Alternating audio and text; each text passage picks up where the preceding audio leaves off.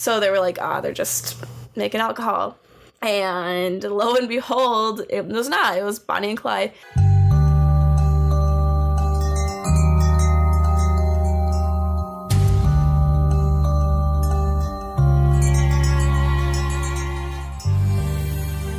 I'm Skye. I'm Megan. And this is Histories, Mysteries, and Conspiracies. My voice is still doing really great, so if it cracks, no one's allowed to make fun of me. Okay, so I'm talking about the dark history of Bonnie and Clyde. Now, Megan, tell me what you know about Bonnie and Clyde. I only basically know from the movie, which isn't completely true, but I know that it was a couple who did a lot of bank robberies, I think. That's part of it, yeah. And they ended up dying in a hail of fire. Well, gunshots. Pretty much.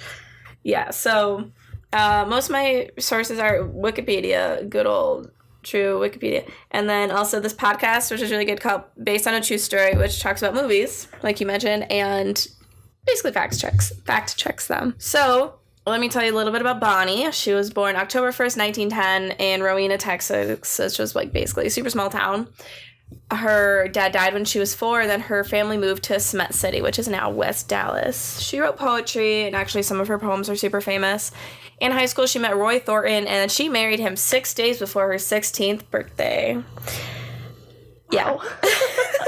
The two of them dropped out of school, and then they had issues, like, basically immediately in their marriage. Some of it... So, Bonnie was infertile.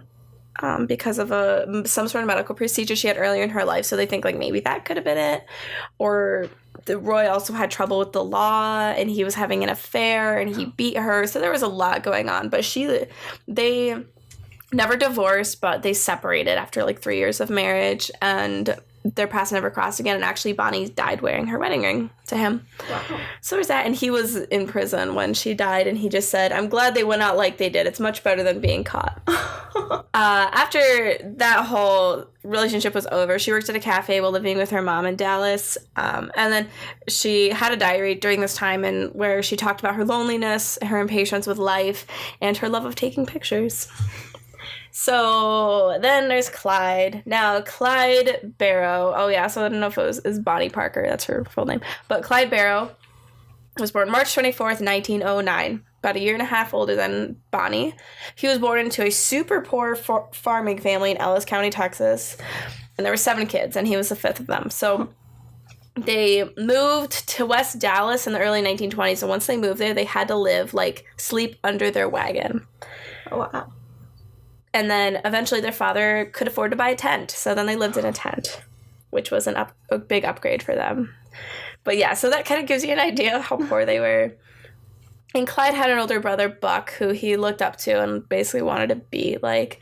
And Buck wasn't the best influence. Now, Clyde, even before he met Bonnie, he was not the best guy. He was first arrested in 1926 for not returning a rental car.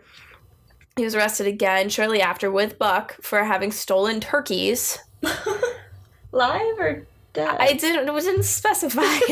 It just said for having stolen possessions, parentheses, turkeys. Now, he did have real jobs from 1927 to 1929, but he also cracked safes, robbed stores, and stole cars. And after he was arrested in 1928 and 1929, he was sent to Easton Prison Farm in 1930. Now, he had already met Bonnie at this point, which I'll get to, but so they wrote letters while he was in prison. Now, while he was in prison, Barrow was raped and sexually assaulted by this other prisoner who was just like this really big guy. The guards and all the other prisoners knew what was happening, and no one did anything to stop it. So he killed the man who was, raping him. And he used a lead pipe to crush his skull. Now, he had this buddy in prison who was already in for life, so he's like, I'll just take credit for it because I'm not getting out of here anyway. And also, it's this prison farm, and so they had to do labor, and the labor was apparently awful and horrible, and most prisoners would cut off toes or fingers to get out of it, and Clyde cut off 2 of his toes, which ended up with him having a limp the rest of his life. Now, without his knowledge, Clyde's mom actually had successfully petitioned a release for him 6 days after he cut off his toes. Now, this is where it gets a little tricky because I don't understand this exactly, because it says in 1930 he escaped using something Bonnie gave him, but his mom also had his release, so I don't understand how that works. But whatever. And then he was recaptured and sent back until 32. When he got out, he was apparently like a completely different person. Ralph Fultz, who was a fellow inmate and ends up becoming like one of their associates, said he watched Clyde change from a schoolboy to a rattlesnake. And after prison, he continued doing like really small jobs, like robbing grocery stores, gas stations, small banks, stuff like that. But he did it like very, very fast. So he just did a bunch of them. And they didn't get a lot of money. Like most of them, they got like $25 from each place, which like nowadays is like $400. So they actually didn't even make that much money. And some of those, Bonnie wasn't even like involved. Like she was kind of like in the car on that side, like the getaway driver, basically. His preferred weapon was an M1918, probably M1918. That makes more sense. Whatever. Browning automatic rifle called a bar. And according to John Neal Phillips, Clyde's goal was actually not to gain fame or fortune. He wanted to seek revenge against the Texas prison system for the abuses he suffered while he was there. And so he wanted to do a liberation raid of Eastham. So his goal was to make enough money so he could buy guns and get enough guns and everything so he could, like, get these people out of prison. Oh, wow. Basically. Yeah. So now to both of them together, they met on January 1930 at a friend's house, Clarence Clay. And Bonnie was out of work during that time, and she was staying with a female friend to help her out because she broke her arm, the friend had. So she was just helping her. And Clyde came by, and he met Bonnie there. And it was basically like love at first sight. Basically, like they hit it off immediately. But there's some people who say they actually like were in love, blah, blah, blah, blah. But everyone's like, pretty much they were, though, because like why else would she go through all that for him? But Bonnie joined Fultz and Clyde with their robberies. And and Fultz was part of all these robberies that Clyde did. And then on April 1932, Bonnie and Fultz were captured. Bonnie was released after a few months, but Fultz was tried and convicted, and he never rejoined the gang. When she was in jail, she wrote a lot of poetry. Yeah, so during this time, Clyde was robbing places, and like there was one where he was a driver, so he wasn't even in there. And then when he was shown, and he killed the store's owner, and the wife later like was looking at mugshots, and she identified Clyde as the killer, even though he was in the car. But it was the first time that he was accused of murder. So there's that. Now, a little while later, Clyde and then some of his buddies were drinking, and the sheriff came up. And also, this was during the time when Prohibition had like just ended. I think like during that time it may have still been on, but it like just like in 1931 or 1932, and it wasn't even in all the states, or like some states like beer was legal. But nothing else was. So that's also just think about that. So him and his buddies were drinking, and then the sheriff and a deputy came up to them, and then Clyde and his friends killed him, which was bad because those are cops. Yep. So that was the first time he killed a lawman. Eventually they would kill 9 total throughout their escapades. Going back to Buck. So this is Clyde's brother. In 1933, he was granted a full pardon and released from prison. And the thing was, like, he escaped from prison, and his wife, like, her name's Blanche, she wanted a normal life. Like, that was all she wanted. So she told him, she's like, just go back to prison, finish your sentence, and then we can live a normal life, because he only had, like, 4 years left. So he went back, and Blanche and then his mom was, like, did this crazy petitioning and ended up getting him a full pardon after, like, 1 year when he was supposed to serve 4 more years. So it was great that he got out, and once they got out, Clyde went and visited him, and he was talking to him, and he was like, hey, let's go on a vacation. So they went to Missouri because Clyde and Bonnie weren't wanted there. So when they were there, Buck and Blanche just were attempting to get Clyde to turn himself in, basically. Now, where they stayed, it was a really quiet neighborhood, but being the group that they were. Oh, they were also with this person named W.D. Jones, who was like a childhood friend of Clyde and ended up joining their ranks. But he was, like, a part of a lot of their escapades. But anyway, so it was the 5 of them, and they were together, and it was a quiet neighborhood, but they would have loud, alcohol-fueled, like, card games. And then one day, Clyde was cleaning his gun and it goes off by accident. Nobody gets hurt, but the neighbors report them to the police. The police, 5 police officers go and investigate. They just think they're bootleggers. And in Missouri, it was one of the states where beer was legal, but nothing else. So they were like, they're just making alcohol. And lo and behold, it was not. It was Bonnie and Clyde. So it ends up becoming a shootout. Clyde, Jones, and Buck killed the detective McGinnis and fatally wounded Constable Harriman. And then while they were like escaping in the car, Bonnie had this basically machine gun shooting all these cops while they're fleeing. So the cops said that they only fired 14 shots during the incident. That the cops themselves did. Right? Bonnie and Clyde shot a lot more. So the group, because they were just sprinted out of there, they left a ton of their possessions there, including Buck and Blanche's marriage license, Buck's parole papers, which were 3 weeks old, a large arsenal of weapons, a handwritten poem by Bonnie, a camera with several rolls of undeveloped film, which when you look at, the pictures of Bonnie and Clyde, those are real pictures, and that's where they came from. Oh.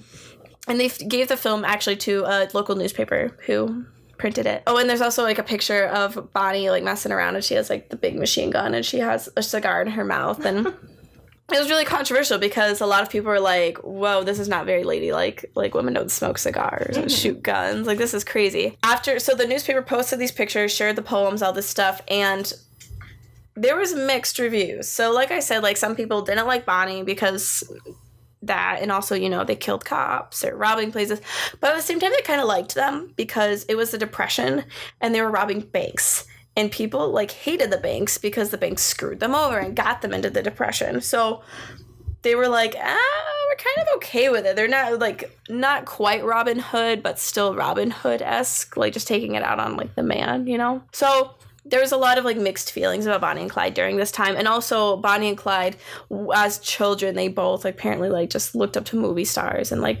kind of liked that life. Didn't really want it, but they were like, oh, that's fascinated by it, I guess. Now, I think this was the same year in June, while driving with W.G. Jones and Bonnie and Clyde, they were all 3 of them were in a car driving at night in a time when there weren't street lamps or really good lights on cars. They crashed through basically a wooden barricade for a construction site. The car flipped, the battery broke, it spilled battery acid all over Bonnie, and she ended up getting burned from, according to W.D. Jones, she'd been burned so bad none of us thought she was going to live. The hide on her right leg was gone from her hip down to her ankle. I could see the bone at places. So Clyde is missing toes and he has a limp, and then this happens to Bonnie and she can not walk anymore, so people have to help her everywhere she goes. Going forward to 1933, the gang checks into Red Crown Tourist Court, which is in Missouri, and there's two cabins combined by garages, and they rented both of them, and then this is the 5 of them. When they got there, so Blanche Barrow registered them as 3 guests, but the owner could see that there was 5 people there. Also, the way they parked into the garage, which was they backed in, so they just had to pull it out, was apparently known as gangster style because, they did have a gang, technically. It was the Barrow gang, was their little group, because that way they could just get out of there. So the guy was making all these checklists, okay, this is weird. They paid in cash, or paid in coins, sorry. Obviously they paid in cash. Not like they were paying in credit cards. And then they ordered dinner with 5 meals. So they were okay, this is getting weird. And then they had put newspapers over the windows and all this stuff. So the owner, who is Neil Hauser, he reports them to the police, obviously. Now, at that point, Clyde and Jones went to town to get stuff for Bonnie's leg from the pharmacist or whatever they had then, who also informed the sheriff what was happening.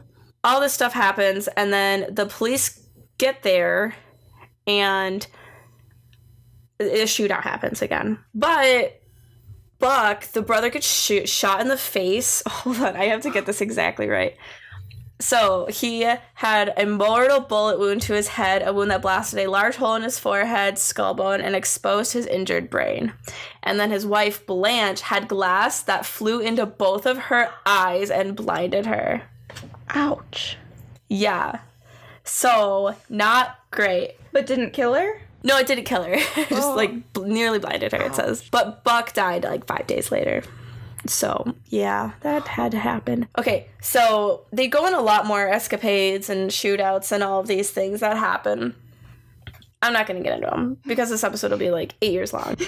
But I highly recommend looking into them because they're interesting. But we're going to go into the final run. So it says in 1934 in January. Now, this is, if you remember, what Clyde wanted to do was get back at the prison system. So he finally does. He orchestrates the escape of Raymond Hamilton, Henry Methvin, and then others who were part of this Easton breakout. So after this breakout happened, Lee Simmons, who I think he was the person in charge of the prison, I didn't write down who he was, but he said that anybody who was involved in this breakout, either escaped or held to help them, would be hunted down and killed.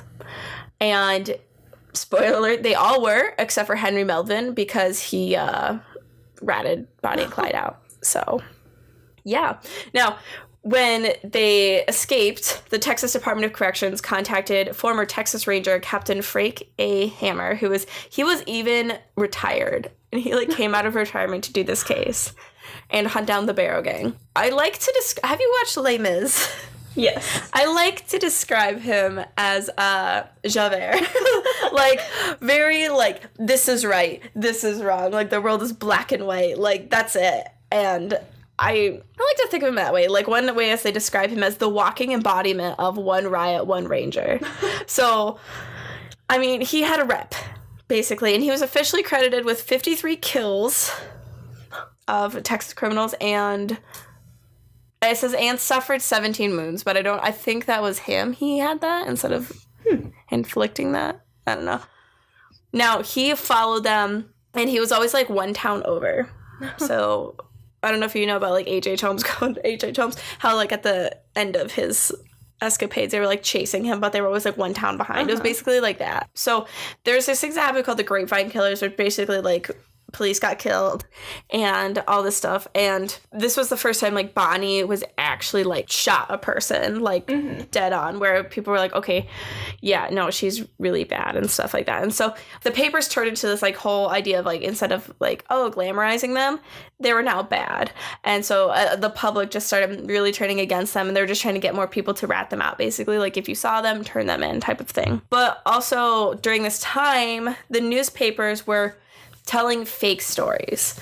So they were just saying random stuff oh, they robbed this pig. There were these crimes that were happening, but they were giving them to attributing them to Bonnie and Clyde, even though they hadn't done them. One of them was that they robbed a Piggly Wiggly in Texas, but they were in Michigan during that time. And there was proof that they were in Michigan during that time. Stuff like that. So after the Grapevine kills happened, there was a reward put out for them as well. So everybody wanted to get them. Okay, so we'll get into their death now. So Bonnie and Clyde were ambushed and killed on Wednesday, May 23rd, 1934, on a rural road in Louisiana. They had appeared in daylight in a car and were just shot by a posse of 4 Texas officers, which included Frank Hammer and then other people. They're great people, I just don't want to go into names. And then some Louisiana officers as well. Now, Hammer had just been studying their movements, figured out how they moved, what they were going on. They were exploiting the state line rule that prevented the jurisdiction things going on and all that stuff. So Barrow actually knew what was going on. They basically call him pre-FBI type of guy. But yeah, so basically Hammer was able to predict, looking at their past things and looking at how they even know the law. He was able to predict where they were going to go so that they could be there. Yeah, so the posse of the Texas Rangers, or Texas people, found out that Bonnie and Clyde were going to go to this parish that evening with Melvin. And then, so what they were going to do, they were going to go to Melvin's parents' house as a safe house. But Melvin got separated from the group. Oh no, and so that's when that whole thing happened, yeah. So the Texas people set up an ambush at the rendezvous point along Louisiana State Highway 154. Now, when they were there, they got in place by 9 p.m. on the 21st. And they waited and waited and waited, and they didn't see anything, and they were about to call it quits in the morning of the 23rd, when at 9:15 a.m. they finally saw them. And they heard the stolen Ford V8 approaching at high speed. So The official report says that Clyde stopped to speak with Melvin's father, who had been planted there with his truck that morning to distract them and force him into the lane closer to the posse so they could get a clear shot. Now, the lawman opened fire, killing Bonnie and Clyde while shooting a combined total of 130 rounds. Oh my gosh. Clyde was instantly killed by Oakley, who was one of the parts of the posse, his first shot. Basically, and it was a headshot. And then another person of the posse reported hearing Bonnie scream as she realized that Clyde was dead before shooting at her again. The officers emptied all of their arms at the car. Any one of the many wounds suffered by them could have been fatal. So they got shot a lot. So according to two of the members of this posse, each of us six officers had a shotgun, an automatic rifle, and pistols. We opened fire with the automatic rifles. They were emptied before the car got even with us. Then we used shotguns. There was smoke coming from the car, and it looked like it was on fire. After shooting the shotguns, we emptied the pistols at the car, which had passed and ran into a ditch about 50 yards on down the road. It almost turned over. We kept shooting at the car even after it stopped. We weren't taking any chances. Bonnie and Clyde were shot more than 50 times each. Oh my gosh. Well, that's what researchers say, but others claim that it was closer to 25 wounds per corpse.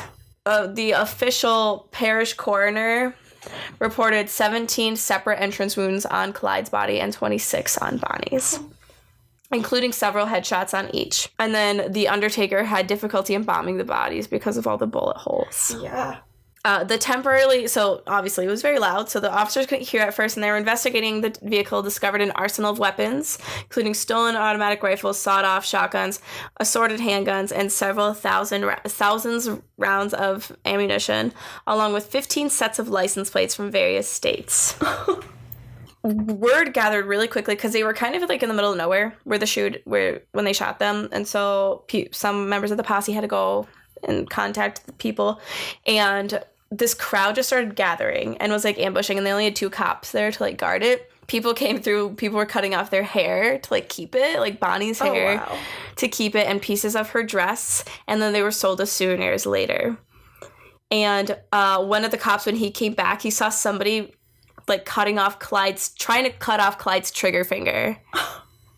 Isn't that crazy? Oh my god. The coroner said that nearly everyone had begun collecting souvenirs such as shell casings, slivers of glass from the shattered car windows, bloody pieces of clothing from the garments of Bonnie and Clyde. One eager man had opened his pocket knife and was reaching in the car to cut off Clyde's left ear.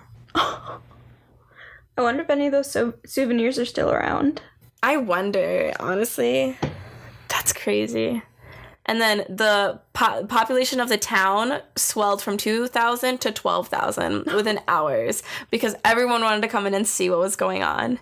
And they sold, like, obviously all the shopkeepers there just, like, ranked up their prices for the day while those people were there. Bonnie and Clyde, okay, so now some stuff about their burials. So they wished to be buried side by side, but Bonnie's family wouldn't allow it. I mean, considering she was still married to the Roy Thornton. I think that was his name. Bonnie's mom, Mrs. Parker, actually wanted to grant her daughter's wish, but to be brought home, but the mob surrounding Parker House made it impossible. More than 20,000 attended Bonnie Parker's funeral, and her family had difficulty reaching her gravesite. The largest floral tribute was sent by a group of Dallas City newsboys. The sudden end of Bonnie and Clyde sold 500,000 newspapers in Dallas alone. I mean, it makes sense why they would, because they probably made a lot of money that day. Clyde was able to have a private funeral in the funeral home, so he didn't have this huge crowd like Bonnie did. The Ford that they were driving and the shirt that Clyde wore on the last day of his life have been in the casino of Whiskey Pete's in Nevada since 2011. They were on display before that at a Prim Valley casino. Okay, so the last bit. The ambush of Bonnie and Clyde proved to be the beginning of the end of the public enemy era of the 1930s. And by 1934, new federal statutes made bank robbery and kidnapping federal offenses. That way, jurisdiction doesn't matter anymore. And the growing coordination of local jurisdictions by the FBI plus two-way radios and police cars combined to make the outlaw bandits race much more difficult to carry out than just months before. So they changed a lot of that stuff. So that was a lot. But that wasn't even like everything. Like did so many shenanigans, but that's why the movie was so long. Yeah. Any thoughts? Is it pretty accurate to the movie? Is it okay? The only thing that was really different is I think the movie, like, Bonnie set up the shootout at the end. With the cops?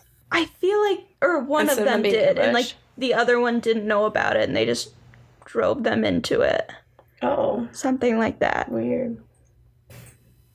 Maybe trying to make it more interesting or something. Yeah, more of, like, a love story so they could at least die together or something. Yeah, because there's a lot of controversy about if they did love each other or not. Yeah. But it's weird. They killed everybody who was, like, around them, so it was hard to tell. Oh, yeah, and they died. Bonnie was 23 and Clyde was 24, I think. So they were really young. Yeah. Yeah. I forgot that, because I was, like, one of the first things I saw, and I was like, oh, dang. They got a lot done. Yeah, they were still kids when they were doing all this. Mm-hmm. Okay. Thank you, Milo. Okay, so if you want to look for more bonus content, I'll post the pictures that Bonnie and Clyde took, like with their guns and the cigar, and the pictures of the Ford that they drove on Instagram at HMCT Podcast. You can also follow on Twitter, where I post like hints at future episodes and bonus content and all that good stuff at Podcast HMCT, and then go to the website for show notes and other stuff, which is historiesmysteriesconspiracies.com. And I think that's everything. So, be your weird self. Bye.